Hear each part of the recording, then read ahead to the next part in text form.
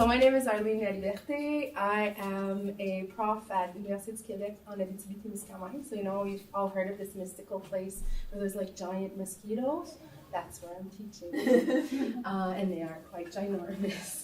So I will be talking about empowerment evaluation and why we switched it up. You'll see my presentation is more, very, very theoretical, whereas Sarah has a nice case example, so really interesting and lived experience.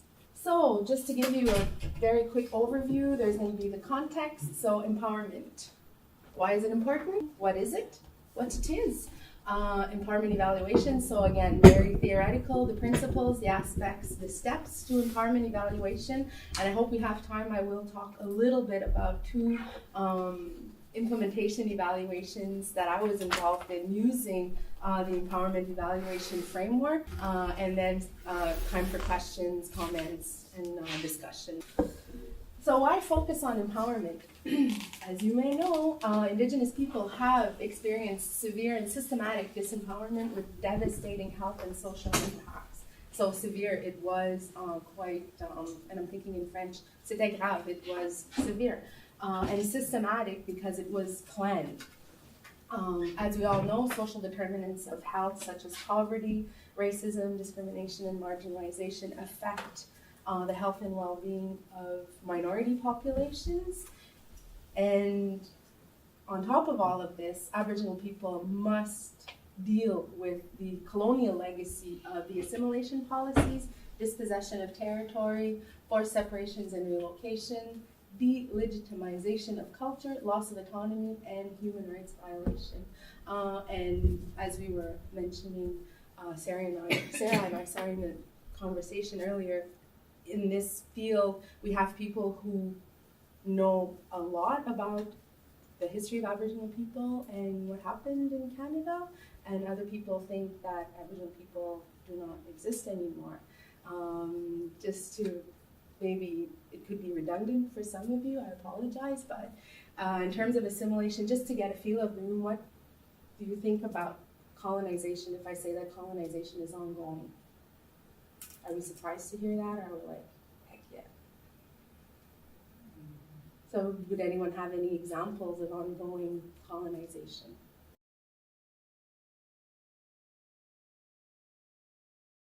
So full autonomy. So we actually are, with the Indian Act, we are under tutelage of the government. So we are seen as children in the eyes of the government. When I say we, I'm Laliberté on my mom's side. So my mom's First Nation and my dad's Québécois. So, and I have a PhD, so I always say we, because I'm kind of like on both sides.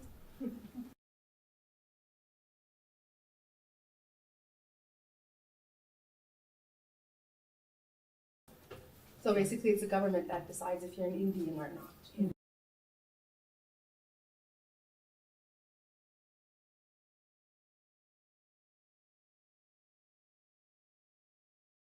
So loss of affiliation, and that was particularly the case, and that's my favorite example to use in terms of ongoing assimilation policies. I'm not very old, getting up there, but I'm still not. In a historical perspective, I'm quite young, and I was directly impacted by assimilation policies. When my dad, my First Nations mom, married my non-First Nations father, she lost her status. So she was no longer considered an Indian in the eyes of the law. So she had to leave her home and leave her community, and she wasn't able to live in her community. I wasn't able to go to be schooled in our community. And we all know that culture is transmitted mainly by the mom within the education practices. So that was one way to break that cultural link between the parents and the kids. So I've always been First Nations, but I'm an Indian since 1986, when the government decided that, okay, after the fight of Aboriginal women of Quebec and Canada, they gave the status back to the women that lost their status. So that is one vibrant, vivid example, rather, of assimilation policy. And then forced separations, we all know about the residential school history that was forced separation, and again, to break that cultural link between the kids and their parents, and it was really explicitly to kill the Indian in the child.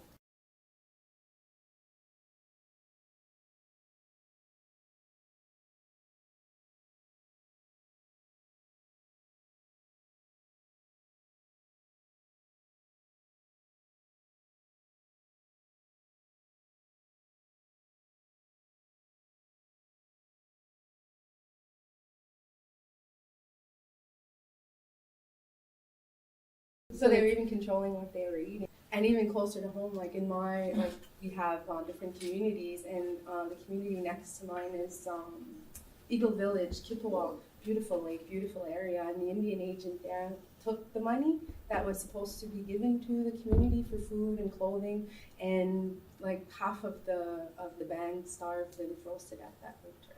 And this is 1960s. This is not ancient history. Mm-hmm. So that's the whole point of this. So it will affect the health and well-being of these people. Indigenous disadvantage as well is very, like the statistics show that the employment rate is around or a little bit less than 50% of the employment rate of non-Aboriginal people.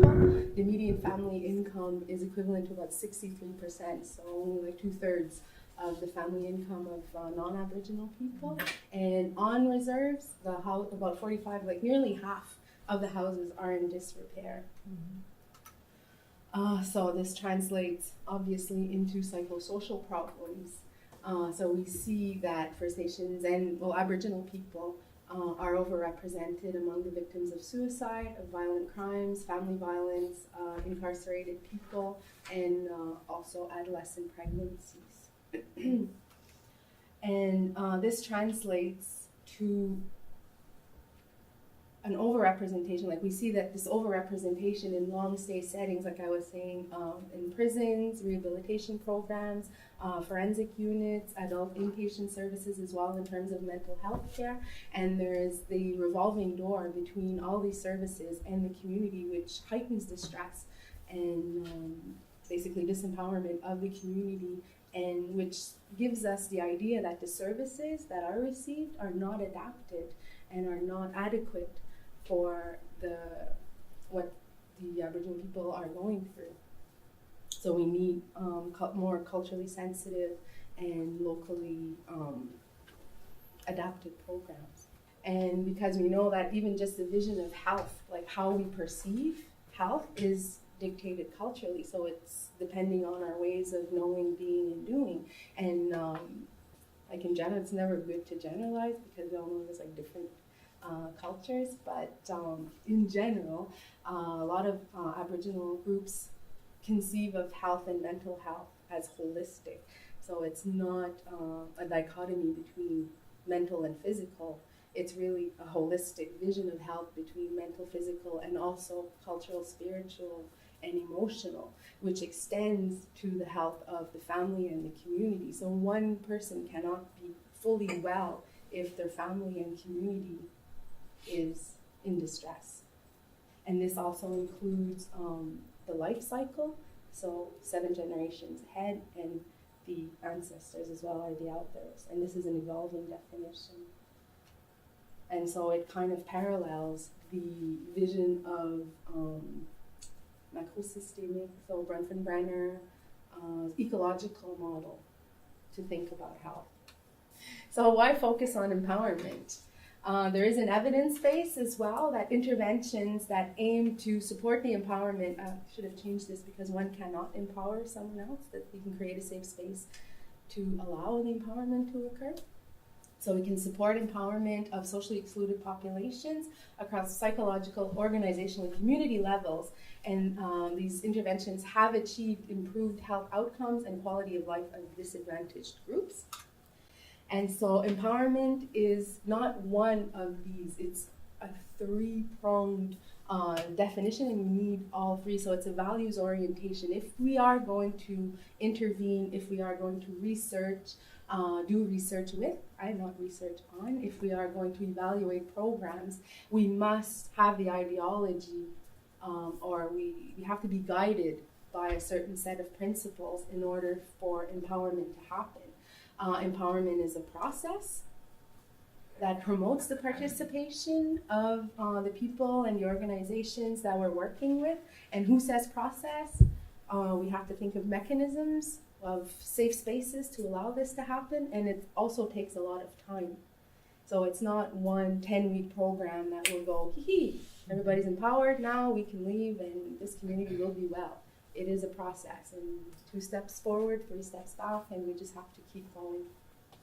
And it is a value, like it's a value. And so it's intrinsic, intrinsèquement, like really, really rooted within you. If it's not, because it's hard, man. It's really hard. And it also is the objective, so the outcome we want to see: less marginalization, better health choices, and so basically the people gain greater control over their own lives and their environment. And this vision of power, because we are talking about power, is not a sort of teeter-totter vision in the sense where when one group achieves power, the other group loses. It's more a vision of power shared. So we have power to make healthy choices, power to live our lives better, and it's not power over another group. That's an important distinction. So just another way of seeing it, empowerment is increased control and mastery. That means that people are better able to deal with the forces that affect their lives and have greater capacity to deal with the day-to-day challenges without being overwhelmed by them. It's a social action process that promotes participation of people, organizations, and communities towards the goal of increased individual and community control, political efficacy, improved quality of community life, and social justice. And there are 3 levels of empowerment. So there are psychological, group, and structural empowerment. And we need multi-level empowerment as much as possible in order to achieve sustainable change. And then we'll scroll to this first. And so on the personal or the psychological empowerment, we have improved perceptions of our own self-worth, of our own confidence. We can see that we can influence the lives around us. And this is evidenced by analytical and problem-solving skills, ability to help others without taking over their problems, assertiveness, ability to adapt to change, stronger cultural identity, a sense of hope for the future, open and reflective practices, able to acknowledge strengths and deficits, and taking responsibility with challenges and conflicts. And for some people that are very, very disempowered, very marginalized and oppressed, achieving personal empowerment is a huge, huge achievement. We can move on to group empowerment, in which we see stronger social networks and willingness of people to come together to address common issues and problems, so we can know that other people have the same concern as us, having common values and ethical standards. We perceive support, we're more satisfied in our connections and interactions, and changes in network function and utilization. Structural empowerment, so this is actual improvements in the environment and health conditions. So we can see differences in public policy, system-level changes that give voice to people that are normally unheard, management culture that values and supports workers within the existing resources, transparent and participatory decision-making processes, ability to bring in resources to create healthier environments, and concrete improvements in working conditions. And so I was going to say earlier that the multi-level empowerment is necessary. We always hear about the ground-up initiatives or bottom-up. So we need to start with the community and work our way up. But we always will hit a glass ceiling where the voices of the people at one point won't be heard anymore. And that could become a disempowering situation and quite frustrating, really. And so we need to work on like 2 levels. So we need the ground up work, but we also need to work with the policy and decision makers for them to be able to understand what the people are saying and be ready to hear it. So when you have the 2 of them meeting in the middle in the multi-level empowerment, then that's when sustainable change can really happen. I don't know if you're familiar with the works of Raphael, I forget his first name. He has wrote a lot about Canadian public health. Anyways, that's what he says. He's like super smart, but I can't remember his first name. And yeah, I was fortunate to work for 3 years in Australia around empowerment and working with communities and having them define what it is, and so that was like quite awesome. And what they were talking about really reflects these 3 levels of empowerment, and these are community voices. And they were saying that for them, being empowered means healing. It means to come to terms with the hurts of the past, to be able to deal with what's going on in the present situation, and without the pain overwhelming your life and making you do things that you don't really, that you know aren't healthy for yourself. It's gaining control, and again, it's gaining control over your own life and making those wiser choices. It's becoming strong. They talk about being strong in spirit. Again, cultural and spiritual aspects of health that are brought in to widen that definition that we would normally just think about mental, sort of cognitive and emotional well-being, but it also includes cultural and spiritual. Finding your voice, participating in change. So for these groups of Aboriginal people that we were working with, being empowered, you could not be empowered if you weren't participating in the change of your larger community, your family and your community. And so it is working together for a stronger community. And necessarily they added that outside of yourself vision of empowerment, which parallels their perception of or definition of health. And so if we are going to implement, develop, work really hard, spend a lot of money in developing and implementing these programs that aim to support the empowerment of marginalized and oppressed people. We're talking about Aboriginal people here, and we could be talking about like visits or people without fixed housing. We could be talking about women in women's shelters, so any marginalized or oppressed group. We have to think of ways of making sure that these programs are doing what they're supposed to be doing, and so in comes evaluation. And so evaluation is the use of social research methods to systematically investigate the effectiveness of social intervention programs in ways that are adapted to their political and organizational environments and are designed to inform social action to improve social conditions. And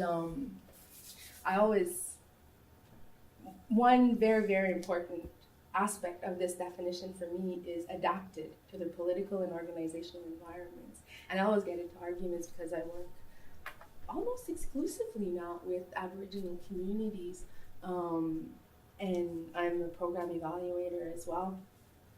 And when I argue with people who are like, oh, we have to do RCT, randomized controlled trial, it's a gold standard of evaluation. Perhaps. Canada Goose parkas, nice, toasty, warm, recognized throughout the world. Arctic expeditions, they use Canada Goose parkas. They are the best in the world, gold standard, just like an RCT. Try on your Canada Goose parka in Cuba in the summertime when it's 35 degrees. Tell me if it's still the gold standard. It has to be adapted. For the rigor, for your evaluation to be rigorous, it must be adapted to the environment. And RCTs, they are wonderful. If I was able to do one in the First Nations community, I would like to. Not so much adapted. People don't participate. It's not the way of going about. And what is being measured, it's different aspects. So the reasons to select empowerment evaluation, it's really, if you're thinking about capacity building, self-determination, accountability, integration of evaluation in organizational routine, and cultivating staff ownership. So we need to evaluate a program, for example. We have different choices. We can do an RCT, we can do a participatory evaluation, we can do just like classical theoretical evaluation, for example, or we could choose to focus on empowerment evaluation. So we will choose an empowerment evaluation when we are, well, for one of these reasons. And so in terms of working with Aboriginal people, like capacity building, the self-determination, so the true definition of empowerment, where we want marginalized people to raise a critical consciousness and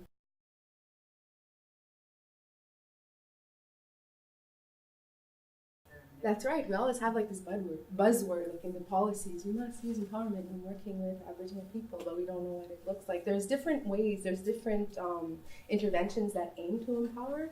Again, it's on a sliding scale. So we could have something, say for example, where the participants have a say in the implementation. That could be seen as empowerment, whereas the people are in control of the implementation. That could be like more on true empowerment. I actually do work with a program that aims to empower the participants. It's called Family Wellbeing. It was a program, well, it is a program that was developed by and for Aboriginal people that were part of the Stolen Generation. And the Stolen Generation there was kind of like the 60s scoop here. It was massive, massive, massive amounts of children, like many, many, many children that were taken from their families throughout the span of maybe like 10 years and just basically put in different houses and institutions, but across the country to really like break those ties with their family. And so anyways, they went through all of this, life happens and using alcohol, drugs to cope and going to jail and beating up your girlfriend and becoming a victim of violence as well. And they, at one point, got their act together, these people, and they were reflecting together. They were leaders in their community after all this tumultuous life journey, and they're like, how did we get here? How am I not dead, basically, was their question. And they looked at the values and the ways that they were living their lives and started to have tea together and just chat about that. And they went on tour to see other members of the Stolen Generation that were like them in leadership positions in their communities and asked them the same questions. And they came up with these certain, all this information that they decided they wanted to share with others, and they made it into a program. And so this program really breaks everything down in terms of looking at your own inner qualities. And so you're building, that is the first, we do a group agreement to start with. So we create this safe space where we are going to work together on ourselves. And we look at qualities of a leader, qualities of a counselor, just qualities, basic human qualities, and we build on that basic needs. And so it's to separate getting away from the blaming. Maybe if I'm like this, it's not because I'm a bad person, it's because my basic needs were not met, and I was trying these very negative ways to try and fulfill these basic needs. We look at life journey, we look at relationships, how to create better relationships, and it's always self-reflective. We always start by brainstorming. Like I said, you can't empower someone, and it's really not by teaching, but it's by getting information from the group and confirming that they already know all this stuff. And so that's sort of one way of going about it. The program is still, actually I'm working with a group of Crees, the Cree Nation, to implement this program with them. And they're loving it, and I'm loving it, and I love being a facilitator. And you're a facilitator, you're not a teacher. And all the facilitators, no matter what their background and educational level, all have to be participants before you become a facilitator, which really helps you to discover your own strengths, and even not just discover, but be reminded of, because we actually do forget sometimes, and live the program before you can share it with someone else. I really highly recommend it. Another way, say for example, in research, a few research projects that I'm doing right now, we use photo voice as a research methodology. And photo voice is a way of supporting empowerment, giving a voice, again, to marginalized, oppressed people that normally don't have a voice within their own community. Now we're working with youth. So some of these youth don't have a voice in their own family. So that's another way. I'm sure there's lots of other digital storytelling. The work that Sarah is doing in Nunavik with the Inuit is also based around empowerment, and you'll hear a lot more about that later on. So there are different ways and there are different levels, but normally it's if it's a quick program, if it's something that is 1 day, 2 days, a few hours here and there, you can, I don't normally think that it could be a taste of empowerment, but is it empowering? I'm a little bit skeptical on that. It's a long process. It's lots of work.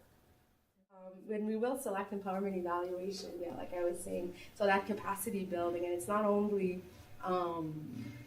towards building the capacity to evaluate your own programs, but also to just reflect on what you're doing, because oftentimes what we saw in communities is you have social and emotional well-being workers, you have outreach workers, and different health and social services, psychological areas where they're so busy and they're oftentimes like putting out fires.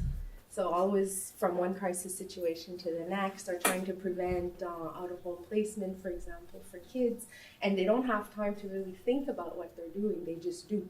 And so within an empowerment evaluation, you offer that time and space to have the workers just think about what they're doing and how they can improve on what they're doing. In terms of self-determination, because they're looking at the bigger picture of what's going on outside of their program, whether it be funding. So again, it reduces that. It actually could help the teams work better together in terms of, well, I need this funding, my boss refused. But if you look outside the workplace and know that Indian Affairs cut 3 point something million per community over like a 5-year or 3-year period, then you know that, oh, okay, we have less resources to do more work, so it's not my boss's fault. Let's go higher up and see what's going on. Accountability, if you're looking at what you're doing and you're accounting, it's just being accountable and putting in your hours and really doing what you should be doing. And it can help to integrate the evaluation in the organizational routine. And when I was working in Australia, we just basically asked 5 really simple questions. Was, what did we do? What were the highlights? So what like really worked to just get those good, feel-good stories as well, and those positive stories, and be able to replicate what is working, not just look at the negative. What didn't work so good? But then what did we learn from that? What did we do differently, and what did we learn? So how did we get past that obstacle? And then where to from here? So every week we would sit and just ask those questions, and that became every month. So it offers within a team setting that opportunity to just discuss what we're doing, think about it, just stop, think, and then plan ahead. And it does really cultivate the ownership. So if you are thinking and planning and really putting in time and effort around these activities and programs and coming up with different ways of delivering them so that they work, it becomes your program. It's not just something that you're asked to do every day. So empowerment evaluation is sensitive to the context of the program. It's tailored to the needs, readiness, and resources of the organization. So there will be a lot of work put into upfront from the evaluator to really look at, sit with the program stakeholders and assess the readiness and resources of the organization. Sometimes we can put aside different evaluation objectives. So we wanted to evaluate, say, for example, 5 components of this program, but the staff or the community for some reason or the next are just not there. They will not collaborate, they will not participate, so you're just basically meeting this wall of non-collaboration. So we can tailor the evaluation to work on readiness. And that I have done that before as well. It's a form of collaborative evaluation. So if you go, say, in Psychlit and you put in empowerment evaluation, you're not going to get a lot of stuff. But if you put in collaborative evaluation, then you'll get like more relevant papers. It's a safe space created for stakeholder involvement. And we also, as an evaluator, have to really assess, as I was saying earlier, on how to overcome barriers to collaboration. And even sometimes it can impact on the type of evaluation that you're meant to be doing.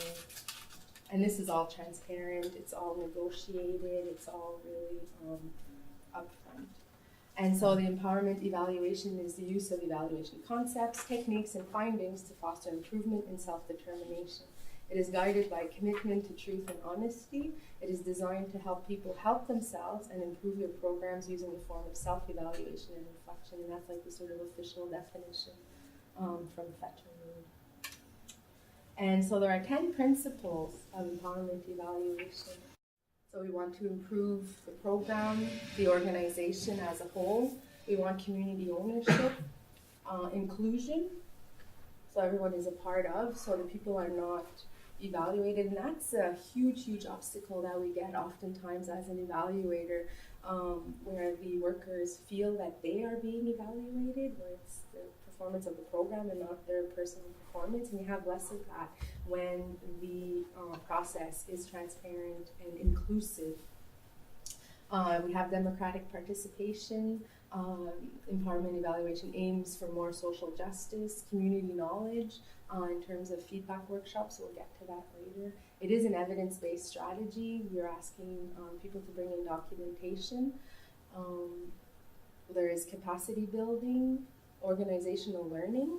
So the organization has a culture of its own, and when we're looking at, say, the mission, and we ask people to really reflect on what are our values as an organization, we can really have a huge impact on certain services as a whole, and it does aim for personal and organizational accountability. So if we look at the different aspects in terms of evaluations in general and what is specific to empowerment evaluation, empowerment evaluation aims to increase the likelihood that programs will achieve results by increasing the capacity of program stakeholders to plan, implement, and evaluate their own programs.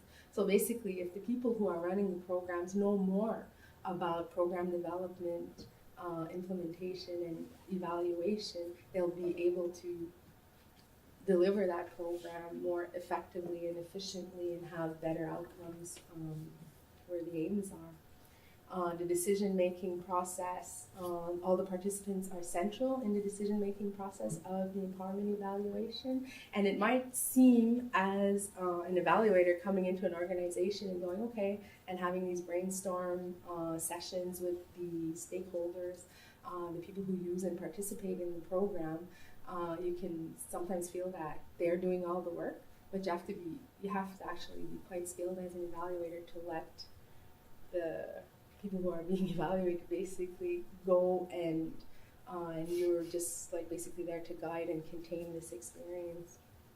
The stakeholders are equal partners in the process normally, and the evaluator is more of a guide or a facilitator to this process. Like I was saying earlier, in terms of the pre-evaluation clarifications, there has to be some negotiation up front, but the clarification in terms of the program per se, it's not the evaluator in their office. Usually you like pour through, you still have to do that. You pour through the program, you look at all, when there's something written, that's a bonus. You look at all the activities, the objectives, what are the means to get towards those objectives. So you already have like this canvas in your head, but you have to let this process unfold as well to see what the workers think that their jobs are basically in terms of delivering this program. And sometimes it could be very, very different, and that's always interesting. And so the design is rigorous methodology that is adapted to the context. So what I was saying, like I was saying earlier, if you have the opportunity to do a randomized controlled trial, then by all means, if it's adapted, it is the gold standard. But if it's not, then you have to be creative and think of other ways of getting the information and the rigor that you need for this design. And in terms of data collection, empowerment evaluation allows for qualitative, quantitative, and we can add visual data collection methods as well as mixed methodologies.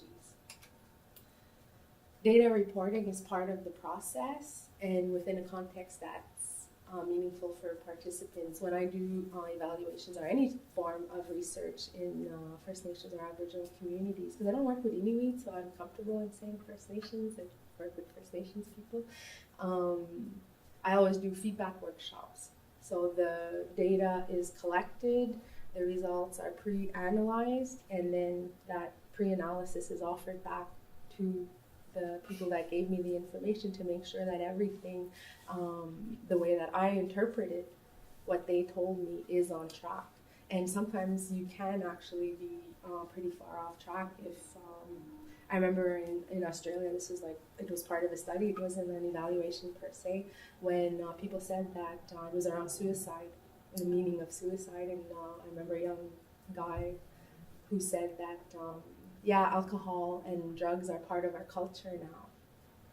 And I put that in the slide. I thought that was a huge statement that, merited to be in in the feedback, and so I had like this little dot point, and alcohol and drugs part of the culture, and the whole room just went whoa. And so it is necessary to, I just woke a couple of you up there, maybe I'll do it again. And it is necessary to feed back the data, because this one statement, and there was other ways of supporting this one statement, took much more meaning and took on a meaning that it shouldn't have. And so within the workshop, we were able to adjust, and they were able to give that feedback and help me to understand better what was meant by that. And so it's a way also of gaining more understanding and getting more information to strengthen the information that we already have. So it can be like part of a checks and balances, and enhances the rigor of your design. So evaluation capacity building. So empowerment evaluation enhances stakeholders' ability to commission, consume, and conduct evaluation. As an evaluator, a lot of time with the people who are basically wanting me to evaluate their programs, a lot of time is spent on just trying to help them define what type of evaluation they need and to what extent they need it. And so if they have a better knowledge of what is offered in terms of evaluation and what the possibilities are, it'll make it that much easier. So I always tell them, well, when you do evaluation, think of it as, say, if you go shopping, you can have, or you want to build a company, you can have like a lemonade stand on the corner of the street, or you can have a full, like Eaton Center with like four floors and 5 different cinemas. But you need the resources and the time, and so that's basically what we're talking about here. And empowerment evaluations are normally culturally responsive, and it is essential, because if you're not locally adapted and culturally responsive, you're disempowering instead of working towards supporting empowerment. And as I was saying earlier as well, empowerment evaluation, another important aspect is that the systems are considered, and so we look beyond the program to address impacts on larger social systems.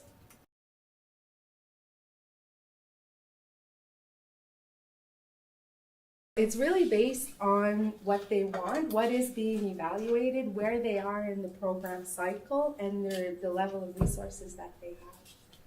And so, for example, and what they're doing, there was a really interesting activity that I was brought in to evaluate. They had, I forget the name of the program.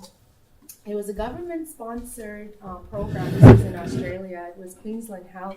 So the state health department basically was giving this money to a local, they have like umbrella organizations. So this Aboriginal health organization that worked in 7 different communities, and they would have health days. And so they'd have this one performer who would come in, and he was the sort of like the main attraction. But they wouldn't charge to go see him, like they wouldn't charge money, but they would have passports or the pit stops. That's what it was called, pit stops. So it was towards men's health. So they had, say, like high blood pressure kiosk, diabetes. They had all these health checks in the community in little tents. This is, Queensland, it's tropical weather, it's beautiful outside, everything is outside. And so the men would go and get their blood pressure checked, and so that was the pit stop. They're like cars, if you're gonna take care of your car, you get your oil changed, you check your tire pressure, you do all these things, you put gas in your car. Well, you have to take care of your body the same way, and it's just like really geared towards the health of the men. And so they go into these different little tents, and they would get their like when you have your service record of your car, they had the same thing, but for their own different health checks, so their pit stops. And so they had like the diabetes, like they get their sugar check or their blood pressure, different other tests if they needed, like referrals and stuff like that. And they'd get their stamps. And that's, if they had all their stamps, that's what they could use to go into the show in the evening. And this is what they wanted me to evaluate. Like, okay, so they have their thing. So we know that But what are we evaluating? Well, we want to know if this is impacting on social and emotional well-being. Okay, this is one activity during one day, but it's a break. It's creating an exception in an otherwise very, very stressful community. People are laughing, they're happy, there's a community feast going on, the kids are there. It's something that they remember. I remember when they came last year, it was so much fun. How can we measure this? There's no, so we just basically sat down and brainstormed. We had, I don't know, shoestring budget. And so we were able to tap in, since we were very closely linked with Queensland Health, we were able to tap into how many men actually did follow through with their referrals through their data collection system. We were able to, they had a little, as long as with the passport, they had a little health kit that they got completed. We were able to access that information as well. But in terms of social and emotional well-being, I think we came up with like a smile meter. We came up with another system with des jetons, little chips, yeah. And I forget, there was like this exchange of chips, but all of these, I don't know, seemingly very silly methods, but that in the end, when collected throughout all of the like 7 or 9 communities, actually gave us something that made sense. We had also then 2 people that were doing participant observation, and they were doing little surveys within the communities, but they were just little surveys. They weren't extensive interviews. And so we were still able to gather enough information to, you know, do a report that made sense, and it was reporting on something. But I must admit that the smile meter, I was a little bit iffy. Like, you know, you're giving this to the government, and you're like, the results of the smile meter are quite positive, and, you know, my boss is like, really? I'm like, yep. But, you know, and it works, and it helps also to demystify the evaluation component. It's not just, ooh, we're being poked and probed again, they can't just leave us be, but it's really instilling that culture of you need accountability. You know, like, the government is giving this money, they need to know what's happening with it and that it's working. So if it's working, we can expand. If it's working, we can do more, and more people will feel better. So it's, yeah, that was one example. The steps. We could actually include working through the mission as the first step. So basically asking the people, what do you think your purpose is? What are the values behind your organization? Taking stock, setting goals, developing strategies, and documenting progress. And so in taking stock, we would sit with the program stakeholders and ask them to like, just tell me all the activities that you do in this program, or that you're planning to do in this program.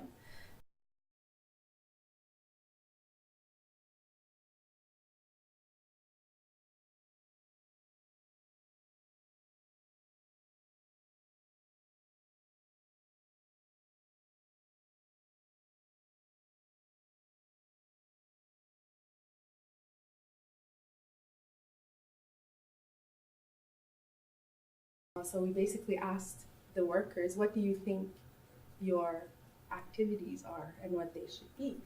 And what are your activities? So yes, we get the training, and we are to support our community people. So we are to work with our community people when they're not well. We're to go do house visits. You know, just sit and yawn. Just sit and have a cup of tea, and, you know, just basically chit chat with the oldies and the young ones and everybody that, you know, will let us in. So they were very outreach oriented, very laid back, very ways of being, doing, and knowing of community people, of Aboriginal people.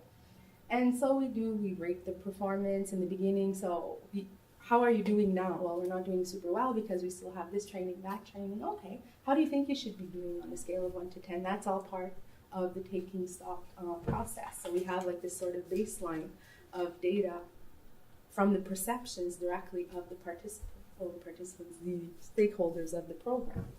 And what documentations do you have to support your rating?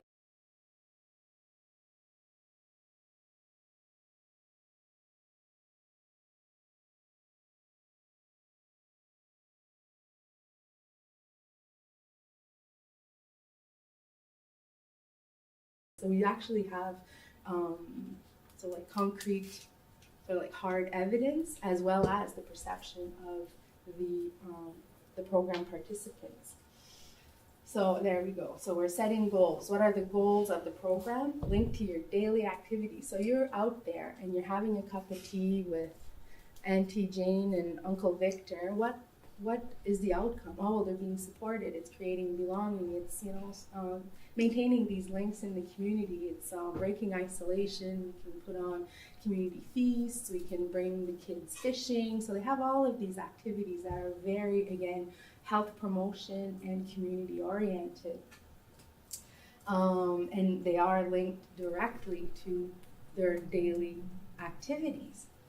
And how high do you want to rate your program's performance in the future? Oh, we're here because we want to make a difference. So we want this program to be really, really working, and we're out there making an effort. So we want it to be a 9. And then, okay, so what will a 9 look like? So you go through all of these steps with the program participants, and sometimes there's negotiation, and one is like, a 9, aren't you? That's crazy. Let's go for a 7, and then we'll have room for improvement. Yeah, but if we won't aim high, so they're talking, they're creating links as well in this relationship together. So that's a sort of side benefit of this type of evaluation.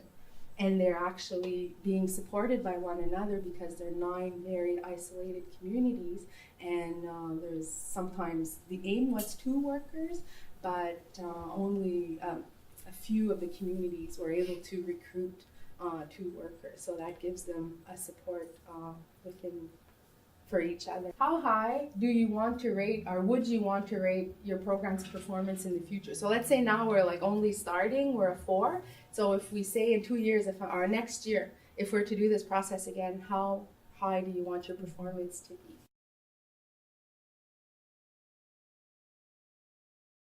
Well, that's what's negotiated. So everybody says a 10, and they have a process where they will write it on a piece of paper, and so they don't change their answer. And so we're able to discuss. So if someone only wants to rate it, no, I'm good with a 5 again next year. Whereas, I'll be good with a 5 next year, but Sarah wants a 10. And as a facilitator or a guide of this evaluation, I would ask, well, what does a 10 look like for you, and why aim so high? And what does a 5 look like for you, and why not aim higher? Because it's the same thing. So you will ask those probing questions to get their vision, and they could be talking about the same thing, but just see it differently in a year in terms of program performance, and what does that look like concretely. So for me, a 10, it means having at least 1 activity a week be attended by 5 community members. For me, that would be a great achievement. Whereas for somebody else, the same achievement could be seen as a 6. Could be seen as a 6. And so it allows us to get on the same page in terms of expectation, and work better as a team as well.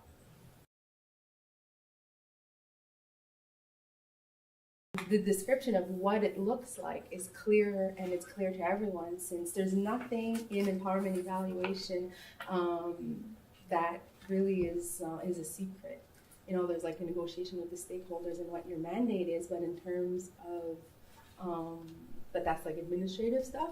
But in terms of the actual evaluation process, everything is transparent, is democratic, and it's all part of the process.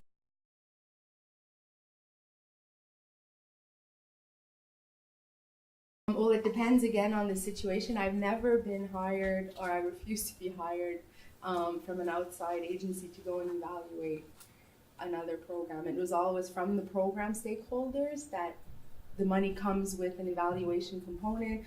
We have to do this evaluation if we're going to get our second slice of funding. Okay, let's call Arlene. So I come in, and then that's when we negotiate, what does the funding body require in terms of reporting? Sometimes it's very, very minimal, and in my experience, we've always done more than what was required by the funding body. It's normally just a tick and tick the box. We did this, we had 10 participants, we did that, and they're happy with that. There's different funding bodies that want to be more involved, but again, it's left up to the teams that are implementing, and that's more in a research setting. When the funding body wants more extensive evaluation, it's often linked to a research project. It's applied research, our intervention research project. And but in terms of what do, I look at the requirements, and that's in the negotiation process. And right up front, with if empowerment evaluation is possible, we can do it. It could be a choice, but it's not always possible, and we have to choose something else. And when it is possible, there are a certain set of requirements, and I will actually tell the stakeholders, well, we can do this, however, we must take into account this is what is required as well. So there is already a structure that we have to work within. And normally they're fine with that.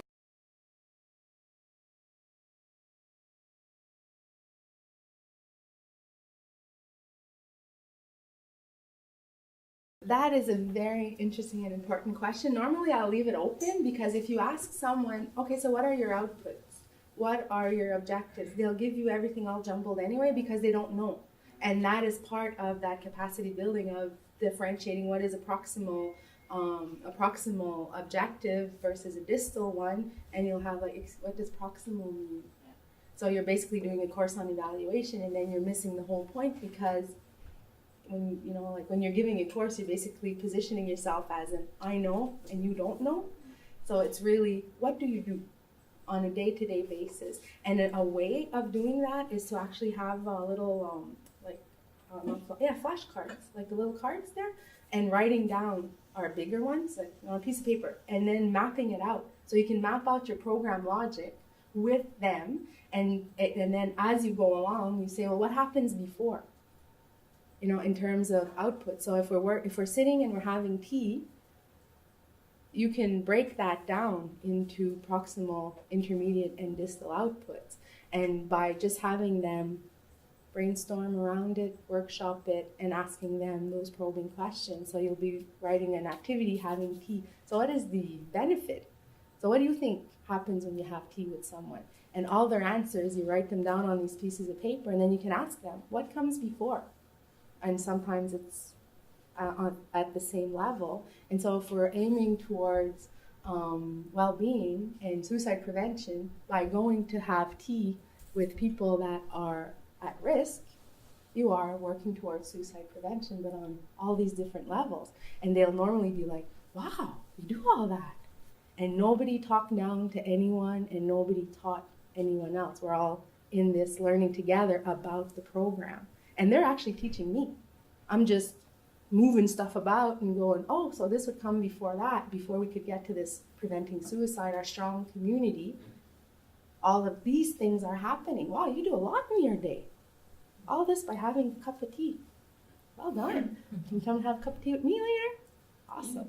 And so, you're creating all these links, and people normally after this process, they'll be tired. They'll be like exhausted, because when you're doing, like, academic thinking is a different way of thinking than you would normally do in everyday life. And mapping out a program logic, I actually can feel my brain stretching when I do that. It's like, it's hard work.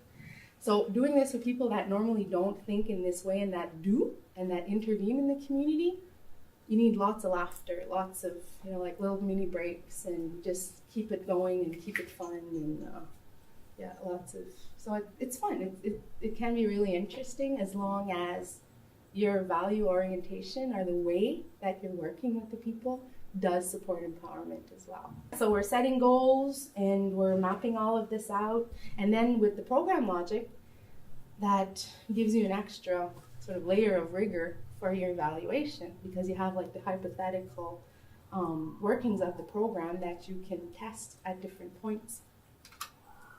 And we're developing strategies. So basically, what strategies do you think the program should use to achieve these goals? So what are the activities? So if you want to prevent suicide, what should you be doing? So it's another way of looking at the question. So documenting progress. How can we monitor progress? And when we would work with Aboriginal people, we'd say, how can we be sure that that your story as a worker is being captured? So it's even, in wording. If we talk about them, let's monitor your progress. you've just completely lost them. It's like, so the story of your work, how can we be sure that the right story is being told? Oh, okay, well, we can do this, we can do that. With the 5 PAR questions, what do we do? What are the highlights? What went horribly wrong? What did we learn? And what next? That was also a way of documenting the progress. And so there's this one community guy, I don't know if he had his high school diploma, and he's talking to me about like these invisible walls. There's like these invisible walls. I'm like, okay, is he well? So I'm like, tell me more. And so this is like near the end of the process, you know, when we're thinking about all of the program and what it's supposed to do and all of this. And so we're doing another workshop, which was like a feedback workshop for all the data. And so he's hearing about everything that was going on in the other communities. And so he's like, I've been thinking about this for a while. And there's this invisible wall. Tell me more. It's like, it just seems that we can advance, but only to a certain extent. And then we're like blocked. We're blocked because we don't have enough money. We're blocked because there's no job opportunities. He was literally explaining to me the ecological model and oppression and different, you know, and I was like, wow, I was amazed. I'm like, tell me more. Another example, it was a small team, small budget. It was community-controlled rehabilitation, family rehabilitation center. They would have, say, one person in treatment for drug and alcohol abuse, but they'd have the whole family stay. And they would work with the person on their problem and why is it a problem. And they would have couple counseling as well and family. And they'd have, the kids were tutored and they were schooled distance schooling. That's a big thing in Australia. It's like implemented in their educational system where you can have, you know, school from home and internet and whatever. And yeah, so they offered to the whole family, and we went through the steps, and they were starting the rehabilitation program, and they had like this really great idea. They were using the family well-being program that I was talking about earlier different steps in the rehab program, and they wanted us to just help them to write the program. And so we did the sort of implementation evaluation in terms of finding out what they're doing, and that was becoming the written program as we went along. And it strengthened their teams. It really helped them clarify their goals and ways of doing. We had a few interviews with actual participants, so people and their family that were in rehab, in terms of how did they perceive what was happening here, and that was added to the program as well. And that didn't reach a level of publication just because what it was just too small and too specific to this one program. But there's a report floating around out there somewhere on this. So that was like another example where we went through all of the different steps, and it was a great outcome. So I think that's it. Oh yeah, so these are just the PAR questions. So discussion. Yeah.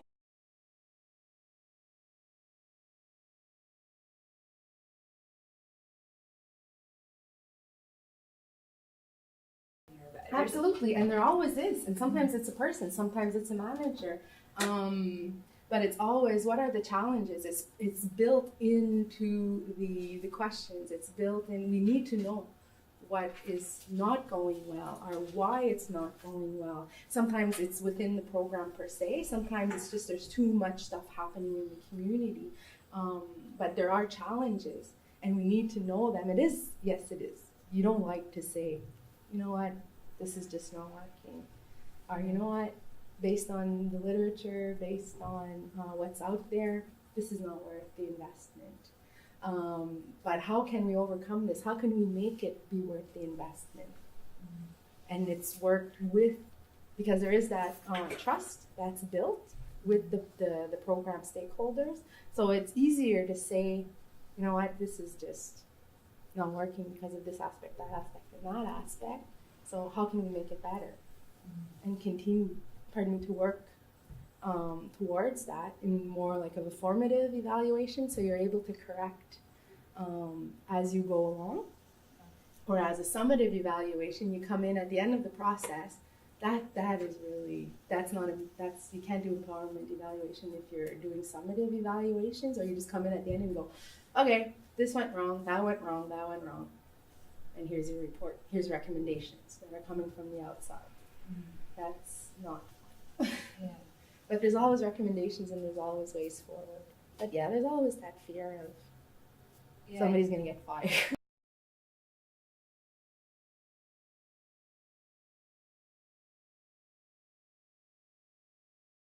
Absolutely, absolutely. And sometimes, and what are the benefits of having this? Well, we run it ourselves, and we believe in it, and we are working around it. And so, are people coming? Yes, a few are.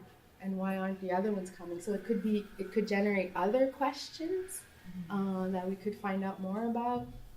And so in terms of needs assessment, is it adopted? Is the community ready? Oftentimes a program doesn't work. It's a question of community readiness. Absolutely. And if you are coming in mid-program, revisiting and seeing the perceptions is also worthwhile, because we could get so far off track from program. We can do the activities, but we still have the same objectives, but the activities have changed.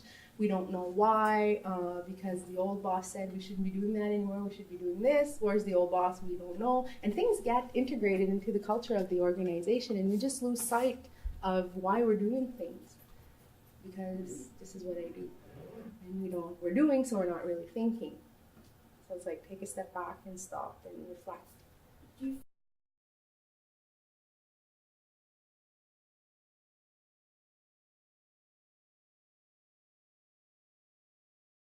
Absolutely. And I think more and more, especially when there is funding, and evaluation normally, like more and more is part of a condition of the funding. So we need to get baseline and just tell people we need baseline. We need to know if this is making a difference short term, in like if it's achieving its objectives. And there is like black box evaluations. Some people don't want to know what happens inside. Let's just see if it works. Well, what works?